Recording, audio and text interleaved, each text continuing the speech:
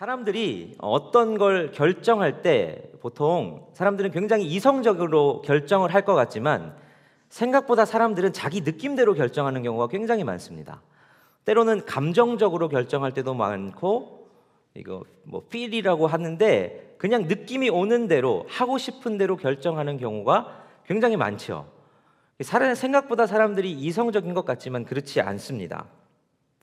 그런데 문제는 그렇게 느낌을 가지고 선택했을 때 정말 옳은 결정을 많이 하게 되느냐, 그렇지 않은 경우도 꽤 많이 있더라 하는 것이죠. 느낌이 우리를 속일 때가 사실 많이 있습니다. 여러분, 올 여름 정말 더우셨죠? 이거는 이런 여름이 있었나 싶을 정도로 올 여름은 정말 더웠습니다. 앞으로도 더 더워지면 어떡하나 걱정이 될 정도였는데 이렇게 심각하게 더워지는 것들이 우리는 느껴지죠. 그게 사실일 것 같습니다. 근데 또 사람들은 이런 말들도 합니다. 요즘 계절 보면 봄, 가을이 없어지는 것 같다고 그런 얘기들 많이 하시죠.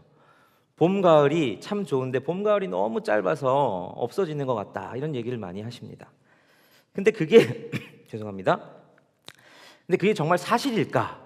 이걸 한번 생각을 해봐야 되는데 서울시립과학관 관장, 또 국립과천과학관 관장 등을 지내신 아주 좋은 신실한 크리스천이기도 하면서 과학자이기도 한 이정모 관장님이란 분이 계십니다. 근데 이분이 사람들이 느낌에 따라서 그렇게 판단하는데 그게 사실이 아닐 때가 꽤 있다라는 설명을 하십니다. 한 유튜브 방송에 나오셔서 이분이 이런 설명을 하시더라고요. 하루는 자기 장인어른이 자기한테 요즘 내가 너무 기력이 없어진 것 같아, 몸이 약해진 것 같아, 이렇게 말씀을 하셨답니다. 그래서 이 관장님이 어디가 안 좋으세요? 요즘 힘이 없으세요? 그랬더니 이 장인어른이 옛날에는 자기가 에어컨을 여름에 틀지 않아도 여름을 거뜬히 났는데 요즘은 에어컨을 안 틀고서는 이 여름을 못 버티겠다, 이렇게 얘기를 하셨다는 거죠. 이 관장님이 보기에 자기 장인어른은 한 번도 기력이 떨어진 적이 없으시답니다. 이분이 옛날에는 난 에어컨 없이 여름을 버텼는데 지금은 에어컨 없이는 못 버티겠다라고 느끼는 건 날씨가 그만큼 더워졌기 때문이죠. 옛날에는 에어컨 없이도 버틸 수 있을 정도의 여름이었는데 지금은 에어컨 안 틀면 못 버틸 정도의 여름이 되었기 때문이다라는 거죠. 느낌을 이제 내가 기력이 쇠했나 봐라고 느꼈지만 그게 사실이 아니었다는 겁니다. 사실은 날씨가 너무 더워졌다는 거죠. 봄, 가을이 짧아졌다는 것도 마찬가지랍니다. 실제로 계산해 보면 그렇지가 않답니다. 1980년대부터 최근 10년까지를 쭉 비교해 보면, 평균 기온을 비교해 보면 봄은 3일 늘었고 가을은 하루가 줄었답니다. 그러니까 봄, 가을을 합치면 실제로는 봄, 가을이 이틀이 늘어난 거죠. 그러면 왜 우리는 그렇게 느끼냐? 실제로는 여름이 늘어나고 겨울이 줄었답니다.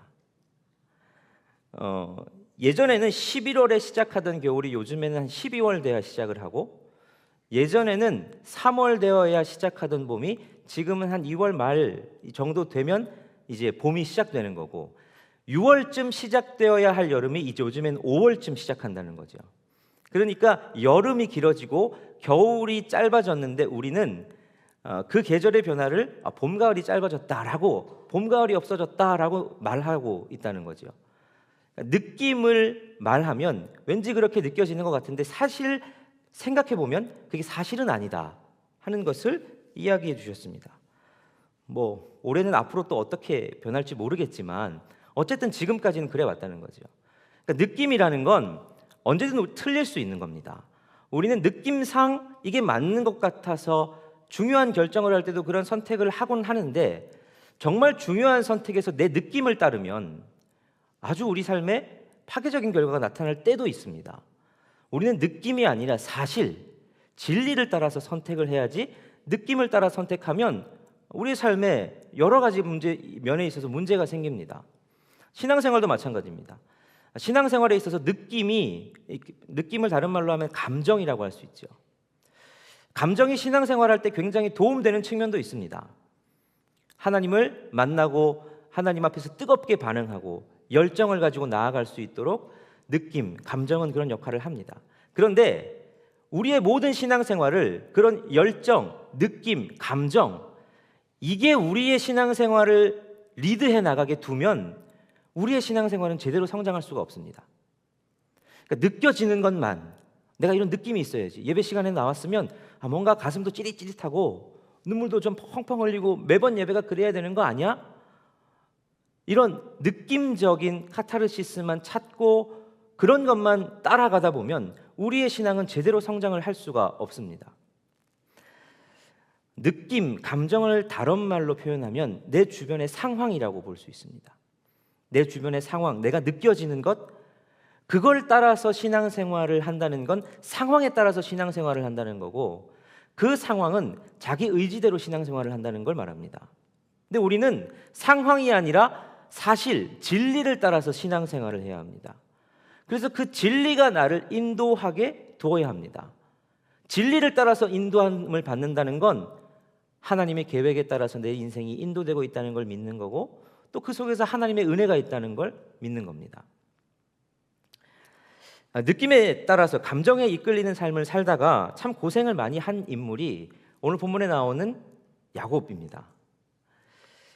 창세기에 나오는 족장 중에서 사람들이 이 사람 본받고 싶다, 저 사람 본받고 싶다 말하는데 야곱을 본받고 싶다라고 말하는 사람들은 그리 많지 않습니다. 야곱이 신앙적으로는 별로 매력이 없는 인물처럼 보입니다. 왜냐하면 이 사람은 참 사기도 많이 치고 그렇게 사람을 많이 속입니다. 이름부터도 속이는 자, 배신자, 이런 이름의 뜻을 가지고 있습니다. 이 발꿈치를 잡은 자, 이건 그 당시의 표현으로는 남을 속이는 자를 의미합니다. 그러니까 이름에서부터 남을 속이는 인생입니다.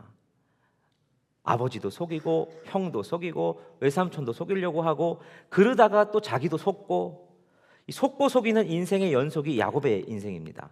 근데 야곱의 인생을 이렇게 잘 살펴보면 야곱은 늘 느낌, 감정, 이런 것들을 따라다니는 인생입니다.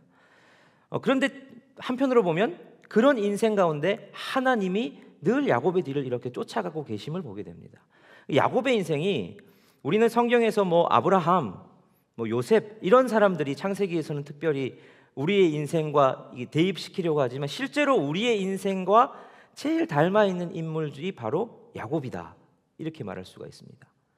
우리도 야곱처럼 지은 죄 또 짓고 또 짓고, 야곱처럼 똑같은 그런 실수들을 많이 하는데 하나님은 그래도 우리를 기다리시고 참으시고 우리들을 쫓아오십니다. 그래서 야곱의 인생을 한번 잘 살펴보면 우리 인생 가운데 하나님이 어떤 일을 하시느냐를 더 우리가 확실히 알 수 있습니다. 그래서 오늘 본문을 통해서 하나님께서 특별히 이 야곱의 인생 가운데 가장 어두운 장면 중에 하나인 이 야복강을 배경으로 한 이 이야기를 통하여서 하나님께서 야곱을 어떻게 변화시키는지를 우리가 함께 살펴봄을 통해서 하나님께서는 우리의 인생도 어떻게 변화시키시기를 원하시는지 오늘 그걸 한번 본문에서 살펴보고자 합니다. 야곱의 인생을 변화시킨 하나님께서는 첫 번째로 하나님은 두려움을 넘어서 고독 속에서 만나주신다 하는 사실을 깨닫게 됩니다. 두려움을 넘어 고독 속에서 만나주시더라 하는 겁니다. 자, 야곱의 인생을 오랜 세월 지배하고 있는 단어가 있는데 그게 뭐냐면 두려움이라는 단어입니다. 사실 야곱의 인생 내내 야곱이 도대체 무엇 때문에 그렇게 치열하게 살았을까를 생각해 보면 야곱은 늘 두려움이 있었습니다.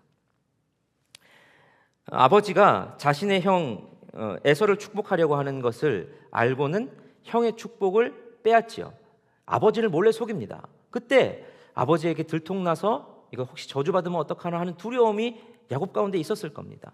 게다가 형을 속이고 아버지를 속이고 형의 축복을 빼앗았으니까 형이 혹시 자기를 죽이려고 하면 어떡하나 하는 두려움에 야곱이 사로잡혀 있지요. 그래서 집을 떠나서 외삼촌 라반의 집으로 도망하지요. 라반의 집에서 살 때도 마음 편히 살았습니까? 그렇지 않죠. 라반의 집을 떠날 때는 또 어땠습니까? 라반의 집을 떠날 때에도 제대로 떠나지 못하고 혹시 라반이 쫓아와서 자기의 가족과 모든 것을 빼앗아가면 어떡하나 하는 두려움에 사로잡혀서 떠납니다. 다시 집으로 돌아가라는 하나님의 명령에 집으로 돌아가는 길도 두려움입니다. 형 에서를 다시 만날 것에 대한 두려움이죠. 게다가 형 에서가 400명 데리고 지금 자기 잡으러 온다는 그거 듣고는 막 두려움에 정신을 놓습니다. 야곱의 인생을 사로잡는 단어 중에 하나가 두려움입니다. 야곱은 두려움이라는 이 느낌, 두려움이라는 이 감정에 이끌려 살아갔던 사람이다라고 할 수 있습니다. 그런데 그런 야곱의 인생 가운데 또 하나 야곱의 인생을 꿰는 단어가 있는데 그게 뭐냐면 하나님의 은혜라는 단어입니다. 야곱의 인생을 살펴보면 참 탈도 많고 여러 가지 잘못도 많이 했는데 그때마다 하나님의 은혜가 그를 도와주심을 봅니다. 아버지와 형을 속이고 도망가던 중에 베델에서 외로이 홀로 잠을 잡니다. 그때 어떻게 합니까? 하나님께서 야곱을 만나 주십니다. 그래서 내가 어디로 가든지 너를 지키고 네가 어디로 가든지 내가 너와 함께 할 거다라는 약속을 주십니다. 은혜지요. 두려워 떠는 야곱에게 하나님이 은혜를 베푸십니다. 외삼촌 라반이 몰래 야곱이 자신을 떠난 것을 알고 쫓아옵니다. 라반에게는 야곱을 해칠 만한 힘이 있었습니다. 근데 하나님께서 라반에게 나타나셔서 너 선악간에 아무 일도 하지 말아라. 라반에게 딱 라반을 막아주시죠. 그래서 라반이 야곱에게 아무 일도 할 수 없게 하십니다. 두려움에 쫓겨다니는 인생이었는데 또 한편으로 보면 야곱의 인생은 하나님의 은혜가 붙드는 인생이었습니다. 오늘 본문에서도 야곱은 두려워하고 있습니다. 그런 그에게 하나님의 은혜가 임해져요. 본문 24절은 이렇게 기록을 합니다. 우리 24절 함께 읽어보겠습니다. 시작.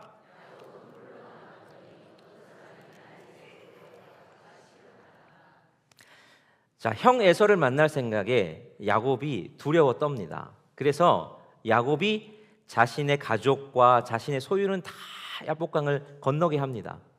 자기는 건너지 않고 홀로 남았습니다. 야곱이 왜 홀로 남았을까 생각해 보면 여러 추측을 합니다. 사람들은 어떤 사람들은 야곱이 홀로 기도하려고 남았다라고 야곱을 굉장히 포장해서 이렇게 생각도 하고, 어떤 사람들은 먼저 다 건네보내서 에서가 혹시 가족들이나 자기의 소유를 먼저 치면 야곱이 자기라도 도망하려고 남아 있었다라고 해석을 하기도 합니다. 근데 어떤 해석도 좋습니다. 중요한 건 야곱은 홀로 남아 있었습니다. 하나님이 야곱을 홀로 그곳에 남아 있도록 하셨습니다. 두려움이라는 인생의 느낌, 그 느낌을 통하여서 인생을 계속 두려움에 쫓겨다니면서 두려움이 이끄는 대로 왔던 그 야곱의 인생 가운데 하나님은 지금 홀로 두십니다. 어느 때보다 두려움에 사로잡힐 만큼 홀로 지금 야곱을 두시지요. 그런데 중요한 건 그렇게 홀로 둔 그때에 하나님이 야곱을 만나 주시더라 하는 겁니다. 우리 인생 가운데서도 하나님은 그렇게 일하실 때가 참 많습니다. 캐나다의 뉴라이트 커뮤니티 교회의 목사인 마크 뷰캐넌 목사님이 열렬함이라는 책에서 이렇게 이야기를 하셨습니다. 사실 우리는 돌연 심각한 위기 상황에 직면하지 않는 한 하나님께서 우리 생활 속으로 돌진해 들어오는 것을 원하지 않습니다. 우리는 하나님께서 호출할 때까지 천천히 배회하며 멀찍이 안전하게 거리를 유지해 주시기를 바라며 삽니다. 우리가 우리 자신에게 충실할 수 있도록 후원하면서 다만 멀리서 지켜보기를 원합니다. 이게 우리의 속마음이라는 거죠. 하나님이 너무 우리한테 가까이 오기를 사실은 그렇게 바라지 않는다는 겁니다. 하나님은 그저 내가 원하는 대로 살아갈 수 있을 정도로 그냥 잘 후원만 해주시면 딱 좋겠다라고 생각하는 게 우리 인간의 본심일 경우가 많다는 거죠. 우리 감정대로, 우리 느낌대로, 우리가 원하는 대로. 여러분, 이게 죄된 사람의 본성입니다. 사람은 죄를 지은 이후부터 자기 마음대로 선악을 판단하고 싶어하고 자기가 원하는 대로 살아가고 싶어하는 존재입니다. 그래서 이게 진리인가 비진리인가가 아니라 자기의 느낌대로 이게 내가 하고 싶은가 하고 싶지 않은가를 따라서 살아가고 싶어합니다. 그러다 보니 하나님이 너무 가까이 오시면 불편한 거죠. 그분이 나를 막 주장하기 시작하면 내가 불편한 겁니다. 그런데 내 마음대로 살아가는 인생의 결말은 뭐냐? 두려움입니다. 두려움에 쫓겨 살아갑니다. 내 마음대로 살아가는 줄 알았는데 사실은 두려움이 나를 이끄는 인생을 살아간다는 거죠. 그때 하나님은 어떻게 하시느냐? 우리를 홀로 두십니다. 그리고 홀로 있는 가장 어둡고 외롭고 두려운 그 시간, 하나님은 하나님의 백성을 만나 주시더라 하는 것입니다. 우리 인생 가운데 여러분 그런 것들 경험해 보지 않으셨습니까? 많은 분들이 아시는 것처럼 저는 이제 이번 주일 되면 이제 사임을 합니다. 사임을 하고 이제 담임 목회를 하러 이제 갑니다. 많은 분들이 저를 만날 때마다 그래서 이제 축하한다는 말도 많이 해주시고 아쉽다는 말도 많이 해주십니다. 그러면서 저도 이제 아이고 감사합니다, 감사합니다 하는데 제 마음 가운데서는 아쉬움도 있고 또 감사한 마음도 있지만 제 마음속에 가장 큰 부분은 사실은 두려움입니다. 그 전까지 부목사는 여러분 그래도 제가 이제 담임 목회 나가려고 생각해 보니까 더 깨닫는데 부목사가 있을 때는 그래도 조금 마음이 그렇게까지 무겁진 않습니다. 왜냐하면 책임 소재가 부목사는 비교적 가볍거든요. 조금 잘못해도 담임 목사님이 알아서 책임져 주실 거니까 그렇게 하면 되는데 담임 목사가 되면 책임져야 될 게 더 많아질 거라는 것을 알 수 있습니다. 그러고 보면 연동교회라는 이 좋은 바운더리 안에서 그래도 참 재밌게 감사하게 사역을 할 수 있었는데 또 이 바운더리 울타리를 다른 곳으로 옮긴다는 것 자체가 사실은 두려운 일입니다. 이제 경험해보지 못한 새로운 세계로 나아가는 거니까 두렵죠. 근데 저는 압니다. 이 두려움이 제 삶을, 제 사역을 이끌게 두면 안 된다는 것 또한 압니다. 그래서 더 하나님 앞에 서야 된다는 것도 알고 그때 하나님께서 나를 인도하신다는 것도 압니다. 여러분의 삶은 어떠십니까? 혹시나 여러분 삶 가운데 두려움에 끌려다니는 분은 없으십니까? 내 인생 앞으로 뭐 먹고 살아야 되고 내 진로는 어떻게 해야 되고 내 건강과 내가 앞으로 여러 가지 계획한 것들이 잘 될까? 요즘 경기도 안 좋은데 내가 자영업하는 이거 사업장은 어떻게 해야 되나? 수많은 여러 가지 두려움들이 우리를 막 밀어붙입니다. 그래서 그 두려움에 이끌려서 우리가 뭔가 선택을 하게 합니다. 수요기도에 나와야 되나? 지금 이거 바쁜 일인데 이거 먼저 처리하면 안 되나? 수많은 것들이 두려움이 우리를 막 밀어붙일 때에 우리가 해야 될 건 뭐냐? 그 두려움의 감정이 우리를 이끌도록 두면 안 되는 겁니다. 홀로 고독 속에 들어가고 그곳에서 하나님을 만나야 합니다. 오늘 수요기도의 시간이 여러분이 하나님 앞에서 홀로 서시는 시간 되셨으면 좋겠습니다. 그리고 하나님이 여러분을 만나주시는 시간 되셨으면 참 좋겠습니다. 야곱을 변화시킨 하나님께서 하시는 두 번째 방법은 무엇이냐면 하나님을 끝까지 붙들어 주실 때 하나님이 져주시더라 하는 겁니다. 야곱의 인생을 통해서 이걸 발견하게 됩니다. 하나님을 끝까지 붙들면 하나님이 져주십니다. 자, 32장 25절 26절 말씀인데요. 한번 같이 읽어보도록 하겠습니다. 시작.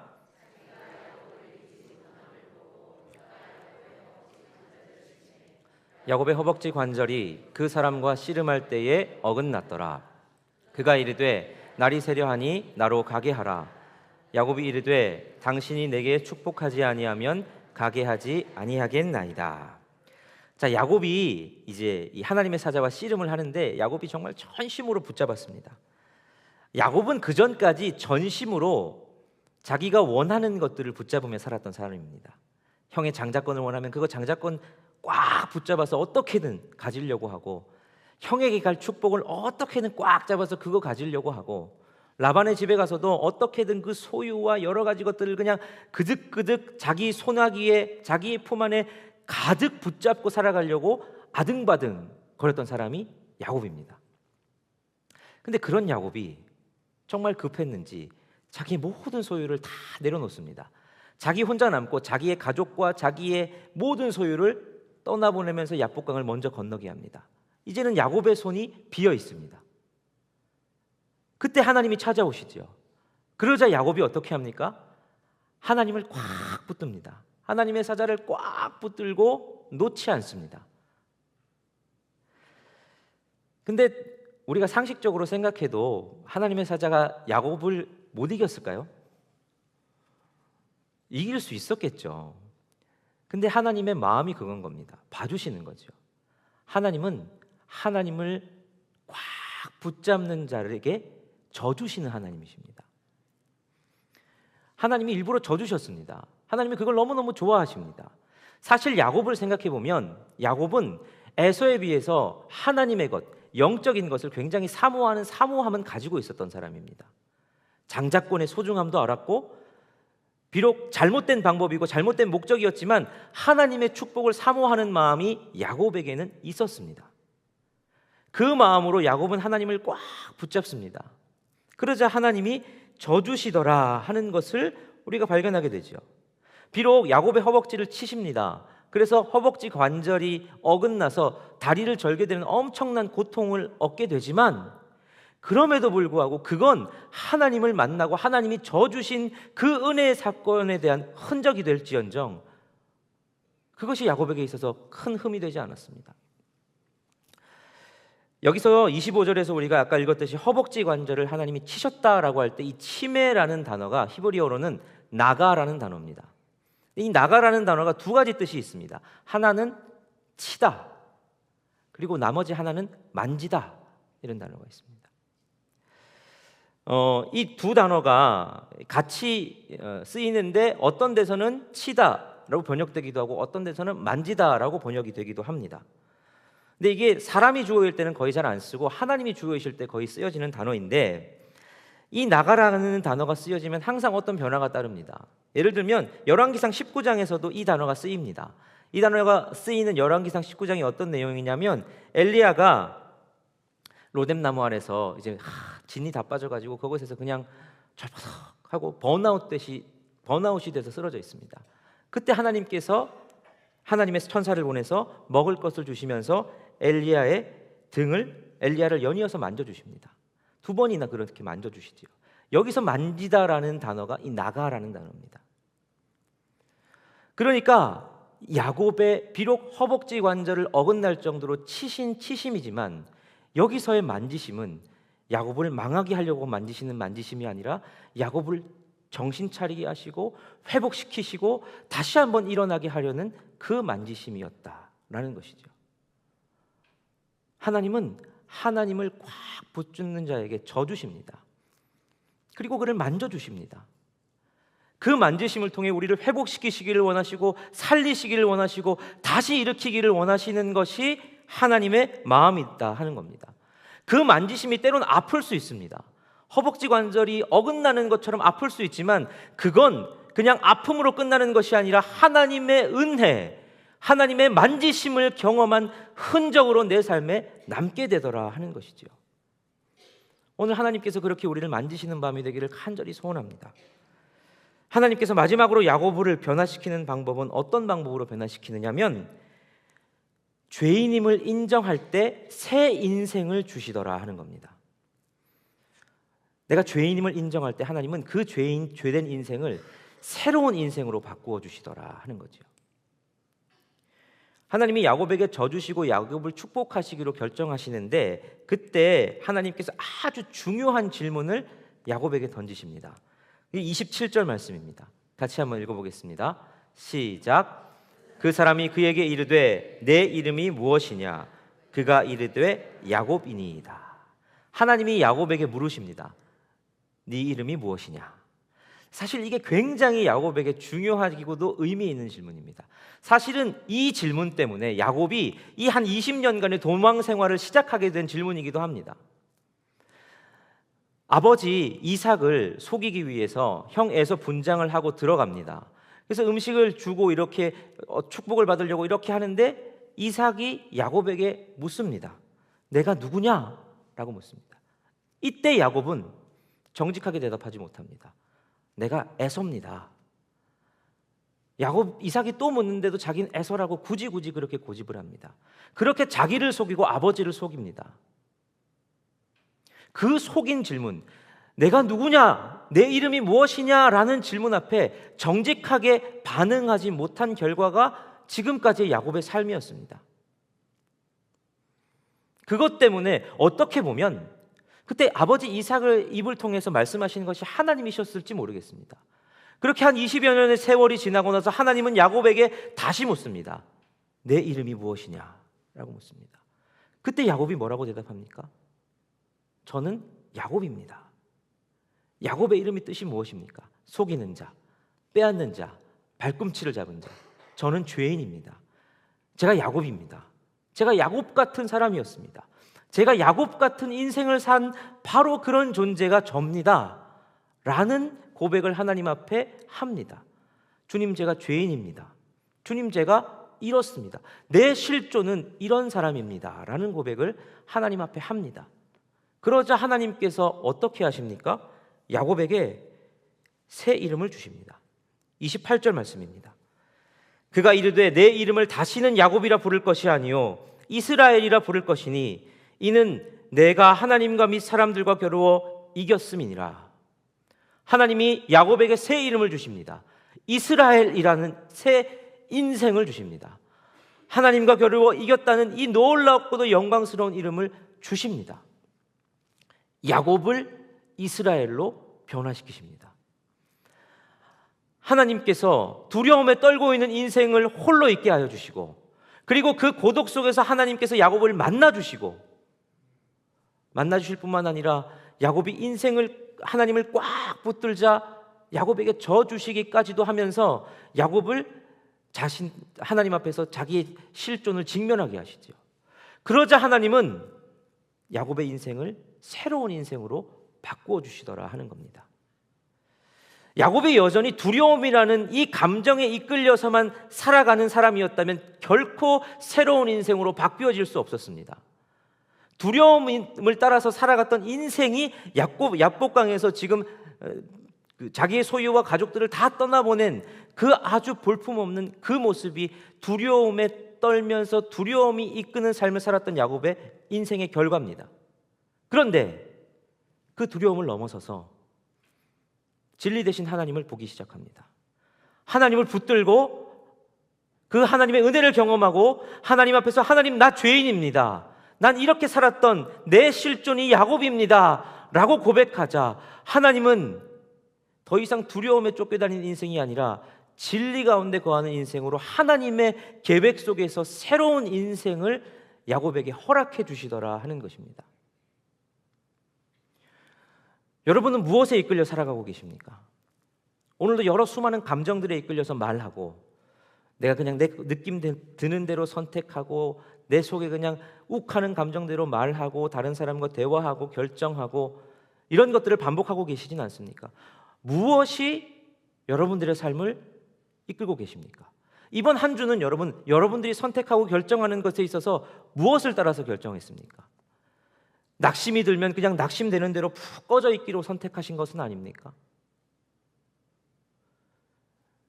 감정이 여러분들을 이끌도록 두지 마시고 하나님의 진리가 여러분들을 이끌도록 두시기를 바랍니다. 하나님 앞에 여러분을 정직하게 여러분의 실존을 고백하고 그 하나님이 바꾸어 가시는 인생을 경험하시는 저와 여러분들이 되시기를 바랍니다.